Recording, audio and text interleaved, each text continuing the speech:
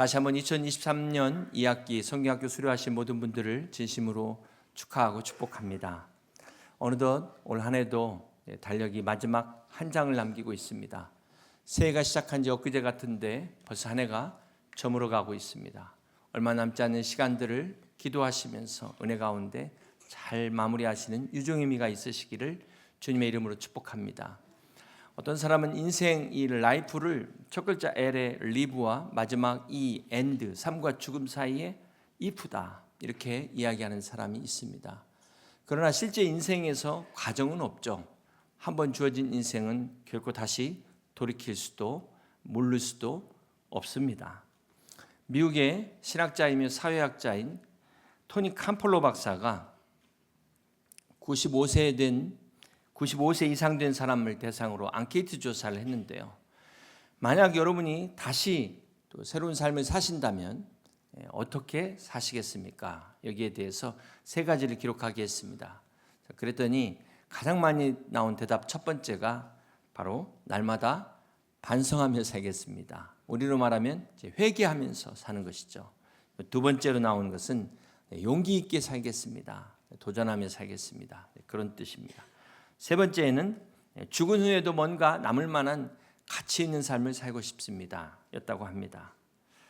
모든 사람이 죽을 때 후회를 하는데요, 자기가 못다 이룬 업적을 후회하지 않고 바르게 살지 못한 것을 후회한다고 합니다.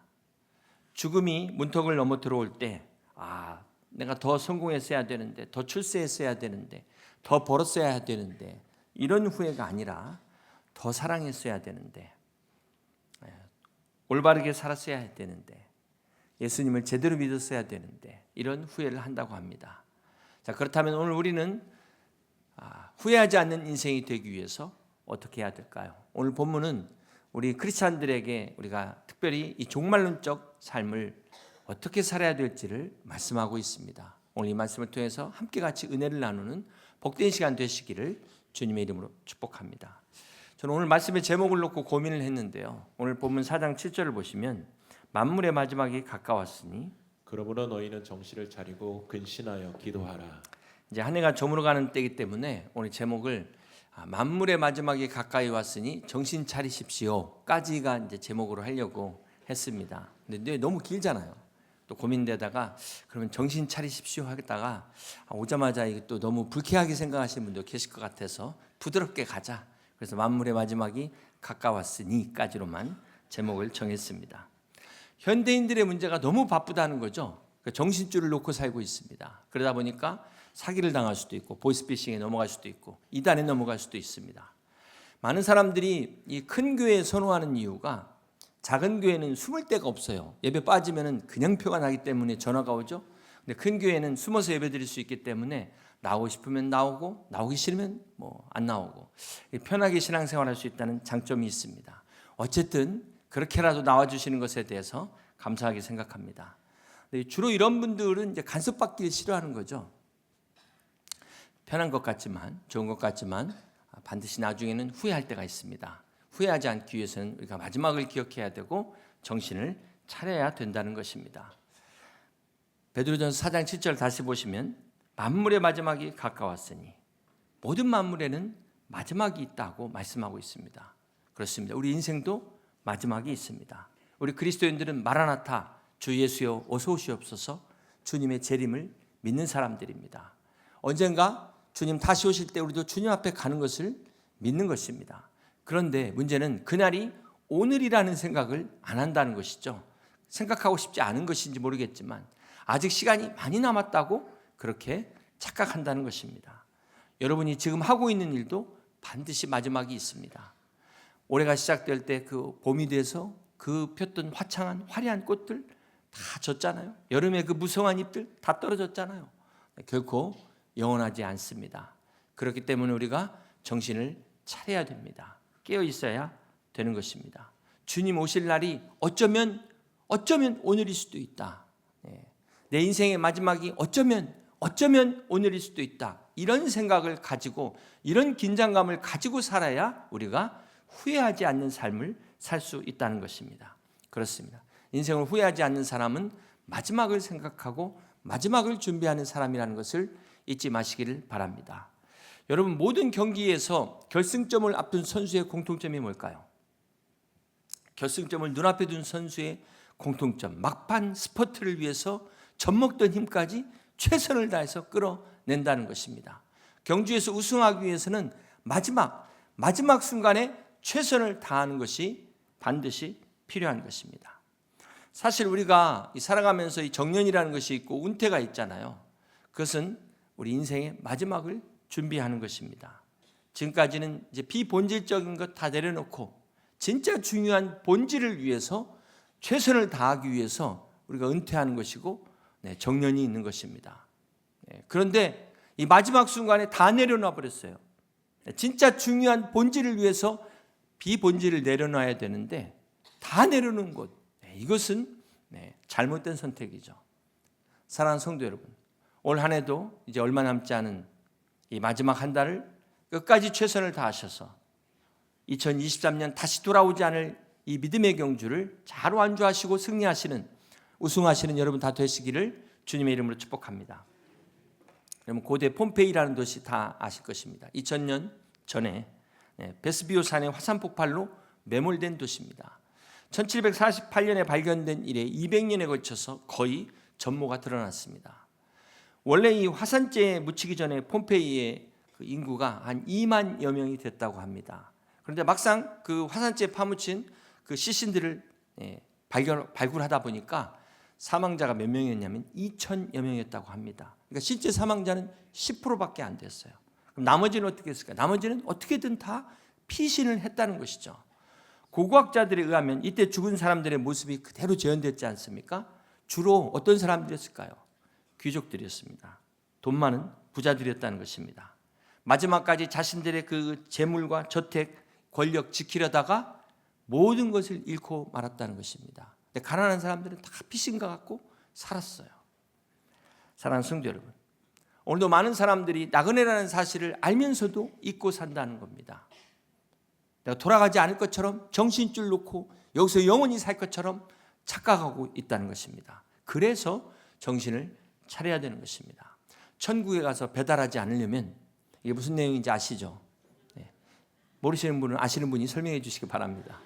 이런 황당한 일이 생기지 않으려면 미리미리 점검하시기 바랍니다. 내가 정말 지금까지 하나님의 의를 세우고 있는가? 아니면 나의 의를 세운 것은 아닌가? 나의 열심이 정말 올바른 믿음 가운데 세워진 열심인가? 단순히 내 의욕인가? 점검하시길 바랍니다. 오늘 말씀은 베드로전서 4장 7절을 다시 보십니다. 만물의 마지막이 가까이 왔으니 그러므로 너희는 정신을 차리고 근신하여 기도하라. 우리가 정신을 차려야 됩니다. 왜요? 근신하기 위해서. 왜요? 기도하기 위해서입니다. 야고보서 1장 5절은 너희 중에 누구든지 지혜가 부족하거든 모든 사람에게 후히 주시고 꾸짖지 아니하시는 하나님께 구하라. 그리하면 주시리라. 그렇습니다. 우리가 하나님께 지혜도 구하고 건강도 구하시고 물질도 구하시고 능력도 구하시고 모든 것을 구하시길 바랍니다. 살아 역사하시는 하나님, 우리의 기도에 응답하시는 하나님께서 여러분의 모든 기도 가운데 여러분의 쓸 것을 공급하시는 은혜의 하나님이신 것을 믿으시기 바랍니다. 다음으로 우리가 마지막 때일수록 해야 될 것이 무엇일까요? 베드로전서 4장 8절 말씀입니다. 무엇보다도 뜨겁게 서로 사랑할지니 사랑은 허다한 죄를 덮느니라. 자, 무엇보다 뜨겁게 사랑하라. 여기서 사랑이 허다한 죄를 덮는다는 것이 무슨 말일까요? 말세에는 사람들이 사랑이 식는다 그랬어요. 자, 이것이 서로의 죄를 들추는 것으로 나타난다는 것입니다. 교회 안에서조차 서로 험담하고 서로 헐뜯고 비판하고 정죄하는 모습으로 나타난다는 것입니다. 자, 이어서 9절에 보시면은 서로 대접하기를 원망 없이 하라 말씀하고 있습니다. 이것은 앞에 8절에서 서로 사랑하라는 것을 말로만 하지 말고 서로 대접함으로 사랑하라는 것입니다. 자, 여기서 대접의 원어가 필록세노스라는 단어인데요. 이것은 필로스, 사랑이라는 단어와 크세노스, 환대하다, 행동이라는 뜻을 가지고 있습니다. 즉 행동적 사랑이 대접이라는 거예요. 그렇습니다. 여러분, 구두쇠가 영어로 마이저인데요. 그 마이저 뒤에 에이블을 붙이면은 어떤 단어가 되죠? miserable, 비참함이라는 단어가 됩니다. 구두쇠처럼 열심히 모아봐야 부자가 되는 게 아니라 그것은 비참한 삶이 된다. 종말이 비참해진다는 것입니다. 크리스찬 중에 나토에 가입하신 분이 계세요. 나토, No Action, Talking Only. 삶은 없고 말로만 울리는 꽹과리 같은 사람. 그렇습니다. 미국 IBM 회사의 슬로건이 Stop Talking, Start Doing. 오늘 어쩌다 영어가 너무 많이 나오고 있습니다.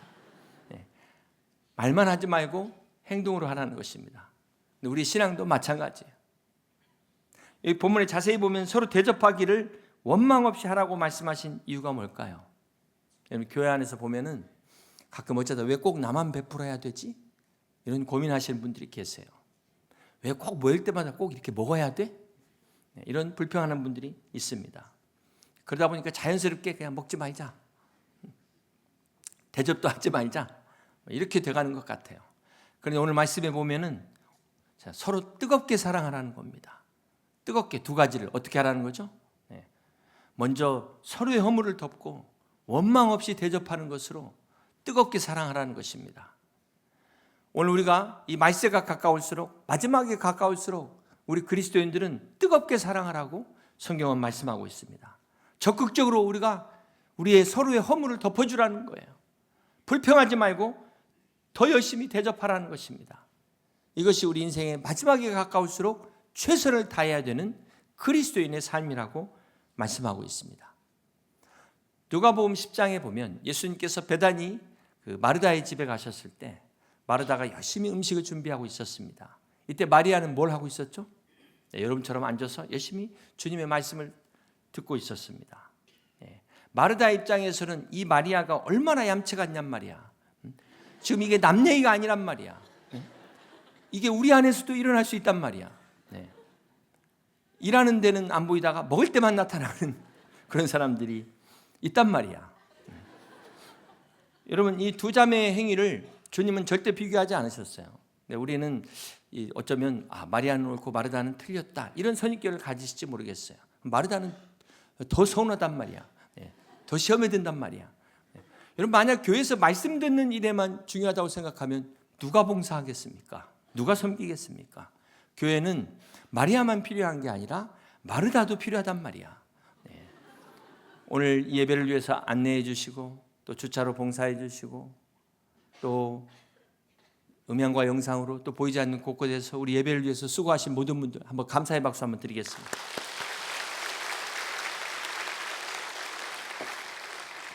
그렇다면 마르다의 문제가 무엇일까요? 누가복음 10장 41절에 보면 주께서 대답하여 이르시되 마르다야 마르다야 내가 많은 일로 염려하고 근심하나 몇 가지만 하든지 혹 한 가지만이라도 족하니라. 마르다의 문제는 이 봉사하는 일 자체가 문제가 아니라 많은 일로 염려하고 근심한 것, 그걸 주님이 말씀하세요. 그러면서 몇 가지만 하든지 혹은 한 가지만이라도 족하니라. 한 가지를 하든 두 가지를 하든 몇 가지를 하든 중요한 건 마음이 분주함으로 뺏겨서 불평하는 것, 이게 잘못됐다는 것입니다. 자, 그러면서 마리아는 이 좋은 편을 택하였으니 빼앗기지 아니하시리라 이렇게 말씀하십니다. 자, 여기서 마리아가 좋은 편을 택했다는 걸 우리가 두 가지로 볼 수가 있죠. 절대적인 면의 좋은 편과 상대적인 면의 좋은 편이 있을 수 있습니다. 우리가 기억해야 될 때 절대적인 면의 좋은 편은 뭘 말할까요? 교회는 생명의 양식을 나누는 곳입니다. 여러분 육신의 양식은 옆에 가시면 더 식당에 더 맛있는 거 더 많잖아요. 더 좋은 것 드실 수 있잖아요. 제일 억울한 분이 어떤 분일까요? 교회에 오셔서 이 생명의 양식을 얻지 못하는 사람들, 먹을 것 챙기느라고 이 육신의 양식 챙기느라고 영의 양식을 잃어버리는 사람, 생명의 양식을 놓치는 사람, 이 사람들이 어리석은 사람, 억울한 사람이 되는 것입니다.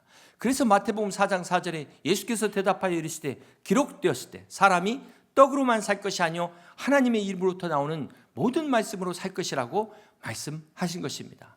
그러므로 여러분 교회 안에서 이 육의 양식 때문에 영의 양식을 잃어버리는 생명의 양식을 굶는 그런 어처구니 없는 일이 없으시기를 주님의 이름으로 축복합니다.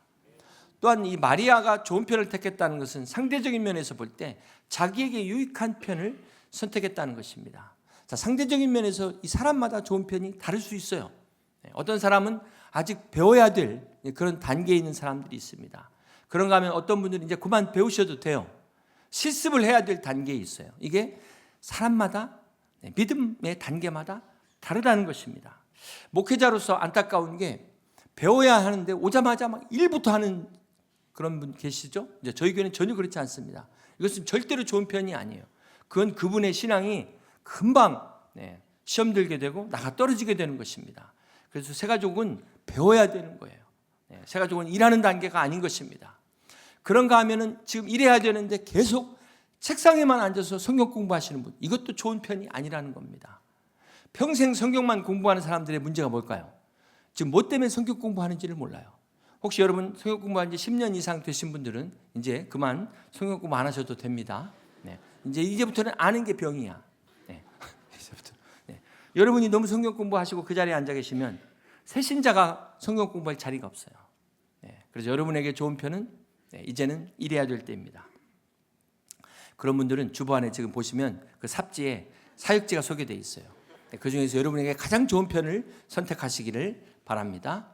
여러분 한번 생각해 보세요. 마리아인들 말씀 듣고 싶지 않았겠습니까?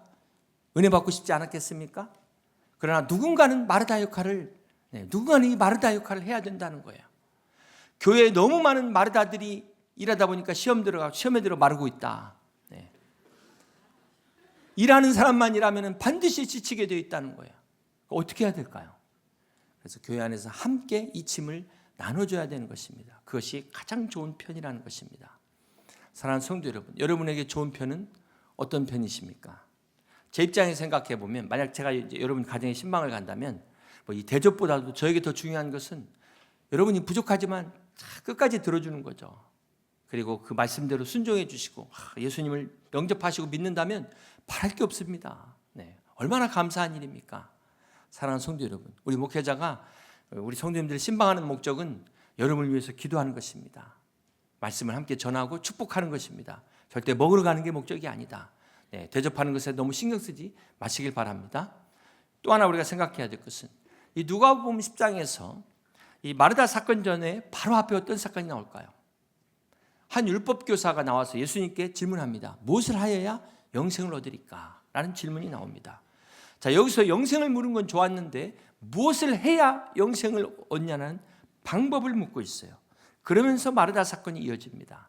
이 두 사건의 공통점이 뭘까요? 행함과 관련이 있다는 것입니다. 행함. 자, 이처럼 율법을 행하는 사람들의 공통점이 뭘까요? 다른 사람을 판단한다는 것입니다. 정죄한다는 것입니다. 율법 아래에 있는 사람들의 특징이 그것밖에 못해? 그것도 몰라? 이것은 절대 은혜 안에 있는 사람들이 쓰는 단어가 아닙니다. 내가 기준이 되어서 판단하는 거예요. 사랑하는 성도 여러분, 율법은 짐입니다. 누구에게나 짐이에요. 그것은 우리에게 기쁨이 될 수 없습니다. 마르다가 봉사를 하면서도 염려하고 근심에 쌓여있게 된 것은 결국은 율법에 매여지게 됐다. 율법 아래 놓이게 됐다.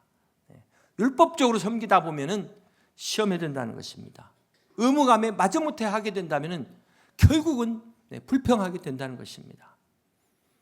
그러나 사랑과 은혜로 섬기면 어떻게 될까요? 오히려 힘이 납니다. 섬기면서도 피곤하지 않습니다. 더 감사합니다. 이렇게 섬기다가 보니까 부지 중에 천사를 대접하는 특권까지도 누리게 된다는 것입니다. 그러므로 사랑하는 성도 여러분, 봉사를 하실 때 절대 혼자서 하지 마시길 바랍니다. 함께 짐을 나눠야 돼요. 그리고 봉사하실 때 절대 의무감이나 억지로 마저못해 율법 아래서 하지 마시고 은혜 안에서 섬기시는 여러분 되시기를 주님의 이름으로 축복합니다. 사랑하는 성도 여러분, 올 한 해 동안 여러분 얼마나 섬기셨습니까? 이제 2023년 한 해를 우리가 마무리하는 때 여러분의 섬김이 은혜와 감사로서 하나님 앞에 영광 돌리실 수 있기를 주님의 이름으로 축복합니다. 올 한 해 돌아볼 때 나는 참 이 부분에 있어서 부족했다, 그렇게 생각되신다면 삽지 안에 지원서 작성하셔서 내년에는 이 섬김에 있어서도 하나님 앞에 충성하실 수 있는, 감사하실 수 있는 여러분 되실 수 있기를 주님의 이름으로 축복합니다. 베드로전서 4장 10절을 다시 보시면 거기 각각 은사를 받은 대로 여기 각각 은사를 받은 대로라는 말씀 속에 모든 성도는 하나님으로부터 최소 한 가지 이상의 은사를 받았다라는 말이 숨어져 있어요. 자, 하나님은 이렇게 줬다는데도 전혀 받은 게 없다고 생각하는 분 계신다면은 잘 지금 따져보시길 바랍니다. 이 은사는 하나님의 영광을 위해서 주셨는데 여러분이 개인의 영광을 위해서 사니까 지금 이 은사를 깨닫지 못하고 있는 거예요. 10절 보세요. 각각 은사를 받은 대로 하나님의 여러 가지 은혜를 맡은 어떤 청직이 선한 청직이 같이 서로 봉사하라. 여기서 우리 그리스도인의 삶은 어떤 삶입니까? 청직의 삶입니다. 청직이. 오이코노모스. 오이코노모스에서 이코노미가 나오죠. 네. 청지기하고 경제가 무슨 관계가 있을까요? 네. 청지기와 경제가 어떤 연관이 있을까요? 청지기라는 게 주인이 소유하는 주인의 소유를 관리하는 사람인 것처럼 경제 또한 하나님의 소유를 위임받아서 경영하는 겁니다. 네. 그렇습니다. 여러분 세상의 미물인 벌레조차도 그 다 하나님이 만드신 목적이 있어요. 나름 존재의 이유가 있어요. 하물며 사람이 하나님이 이 땅에 태어나서 이 사명을 모른다면 정말 벌레만도 못한 인간이 되는 것입니다.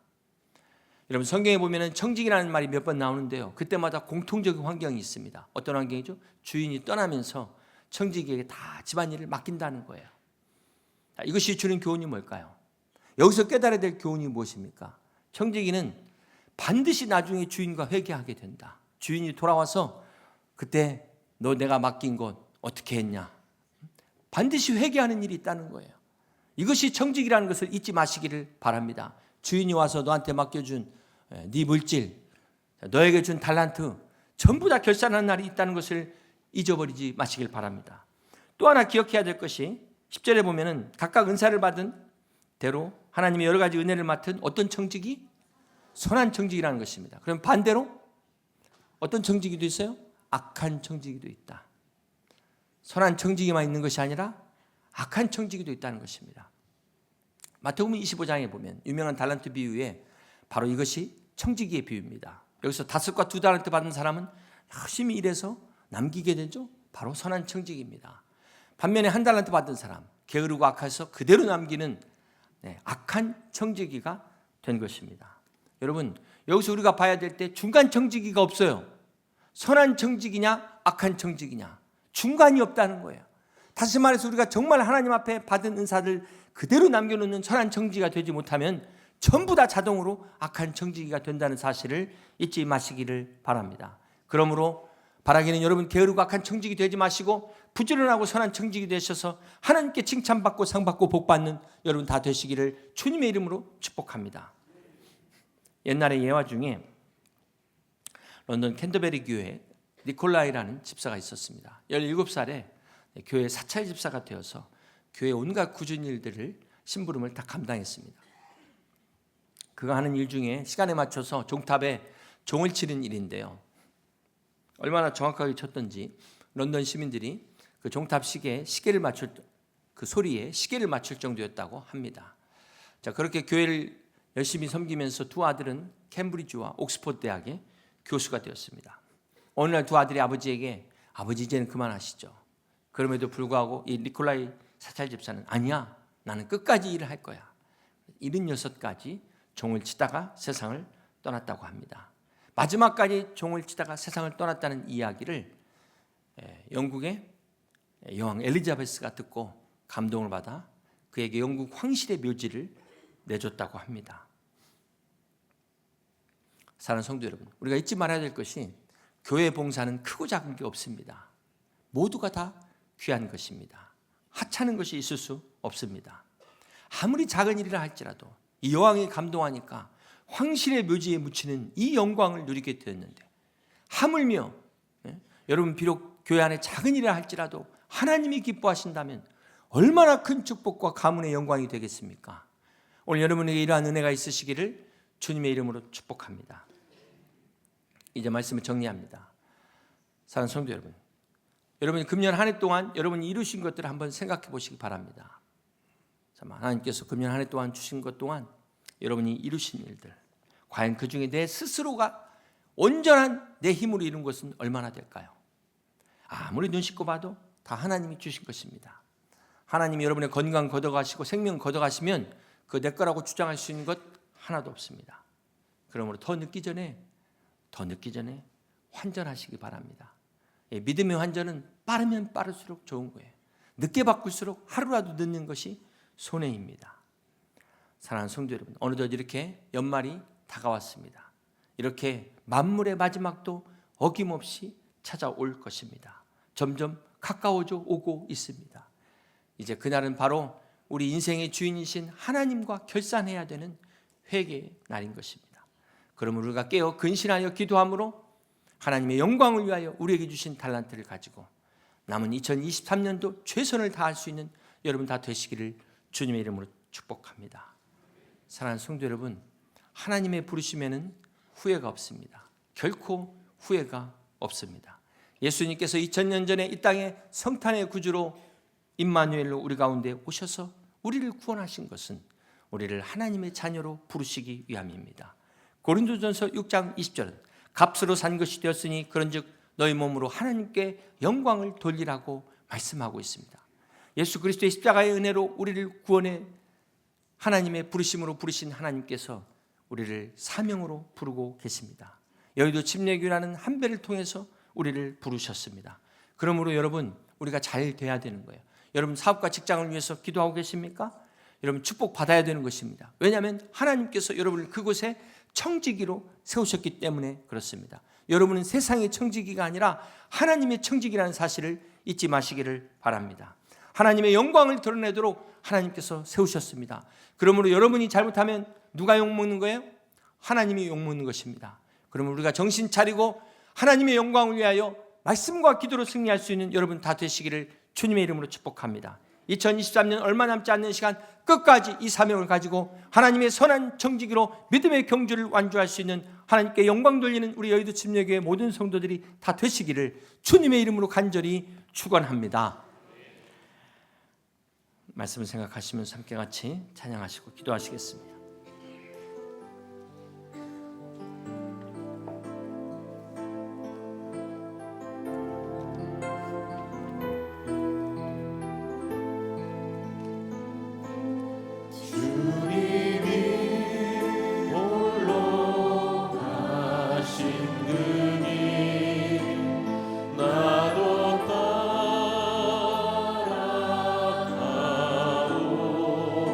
모든 물과 피를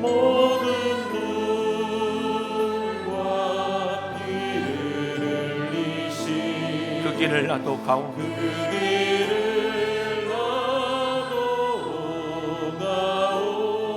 험한 산도 괜찮소 험한 산도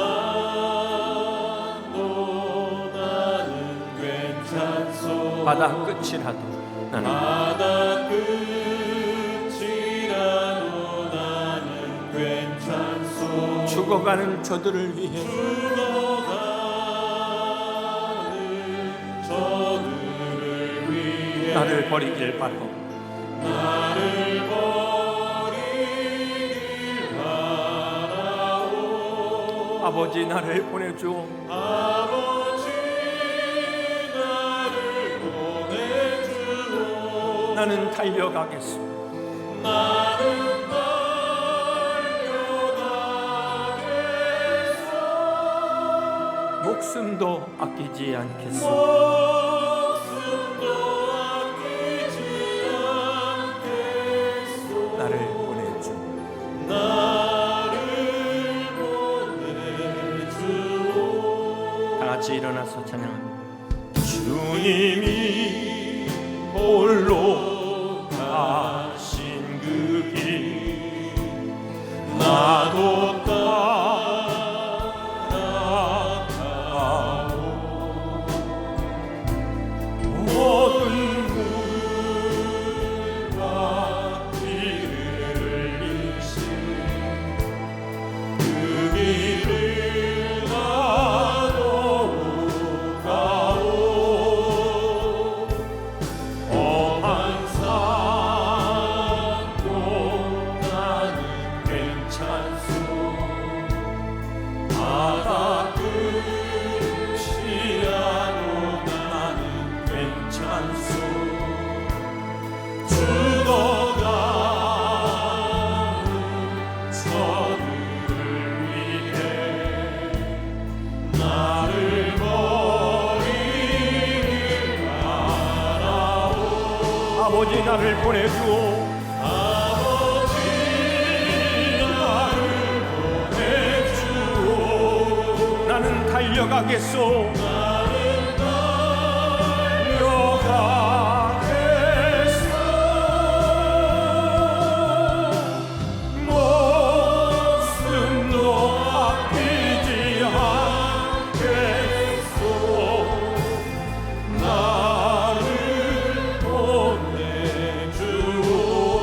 세상이 나를 미워해도